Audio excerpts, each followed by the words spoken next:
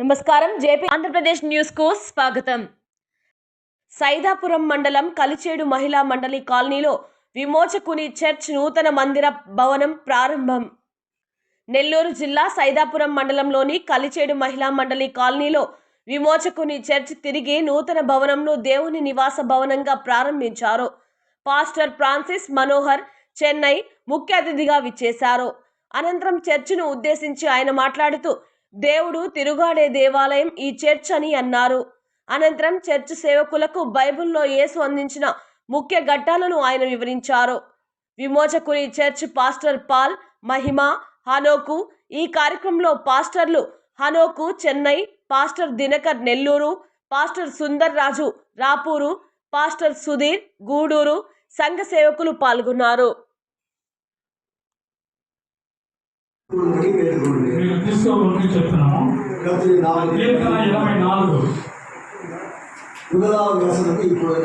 మొదటి వచనం దయచేసి మనలో ఒక చదువుదాం. సంగీతం 84.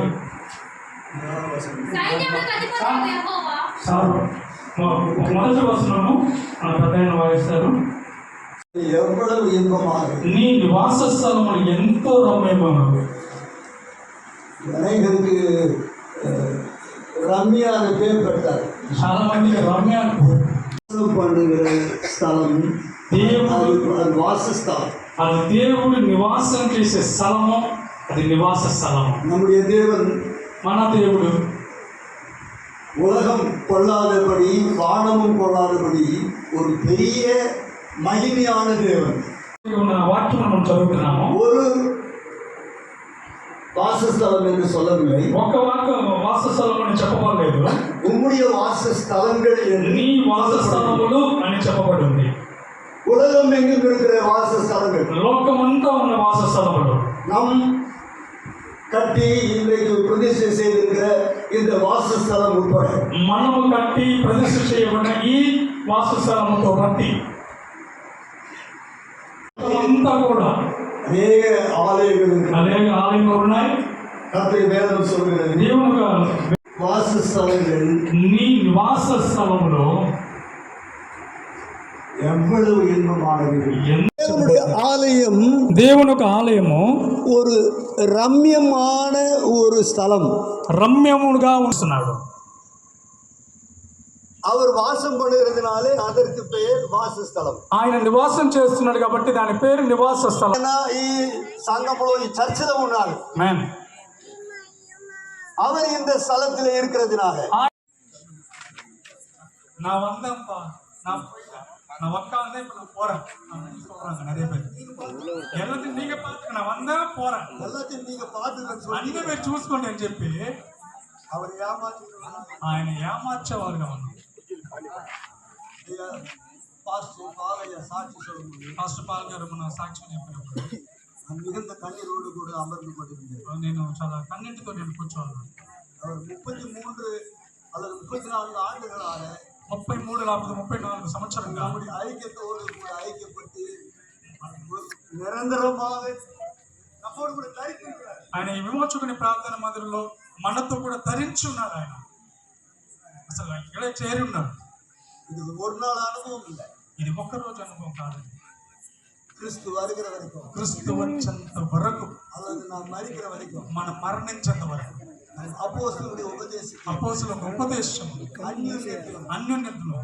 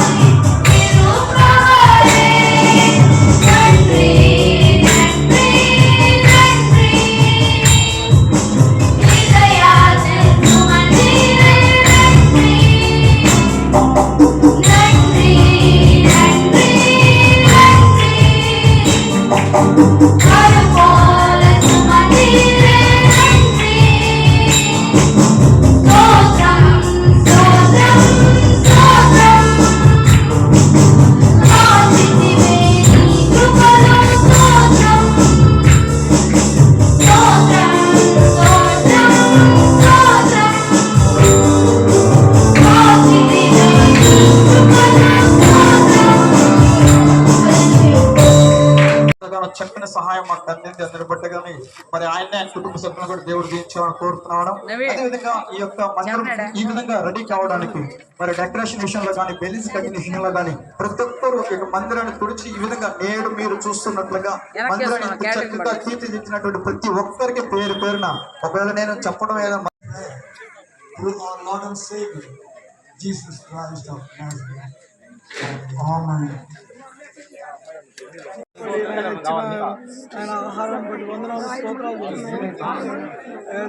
మీరే జీవించి అవసరం ఏ కొద్దువ ఏమి లేకుండా మీరే సకాలానికి సమృద్ధిగా అందరికీ నాయన అందుకే గొప్ప దయచేయండి తోడే ప్రతి ఒక్కరు దీవించుకుని ఆస్వాదించుకుని వేడుకుంటున్నాము తండ్రి ఆమేన్.